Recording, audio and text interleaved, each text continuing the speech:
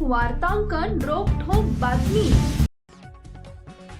आगामी काळात तालुक्यात बेरोजगार कोणी दिसणार नाही। अक्कलकोटला MIDC लवकरच मंजुरीसाठी उद्योगमंत्री सामंतांना पाठवणार असल्याचं आश्वासन उपमुख्यमंत्री एकनाथ शिंदे यांनी दिलं आहे।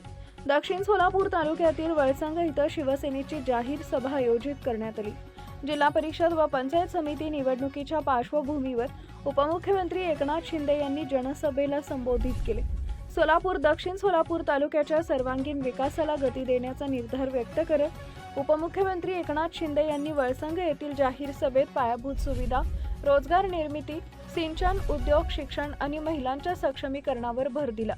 धनुष्यबाणाला मत म्हणजे विकासाला मत असा संदेश देत त्यांनी सर्व शिवसेना उमेदवारांना प्रचंड बहुमतांनी विजयी करण्याचं आवाहन केले। त्यांनी प्रत्येक कार्यकर्त्यांना संवेदनशीलतेने वागण्याचं आवाहन करत राज्याच्या प्रगतीसाठी सर्वांनी एकत्र येणार असल्याचे मत व्यक्त केलं आहे।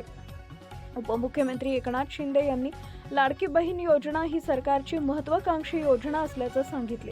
या योजनेमुळे महिलांना थेट आर्थिक अधिकार मिळाल्याचा दावा करत महिला बचत गट, स्वयंरोजगार, लघु उद्योग उत्पादन केंद्र आणि क्रेडिट सोसायट्यांच्या माध्यमातून हजारो महिलांना सक्षम बनवण्यात आल्याचं त्यांनी नमूद केलंय। महिला सक्षम झाल्या तर कुटुंब सुरक्षित राहते आणि समाजाची प्रगती वेगाने होते, असंही शिंदे यांनी स्पष्ट केलं आहे। महाराष्ट्रातील महत्त्वाच्या आणि ताज्या बातम्या पाहण्यासाठी आमच्या जय हो न्यूज चॅनलला सबस्क्राईब करा आणि बेल आयकॉन प्रेस करा।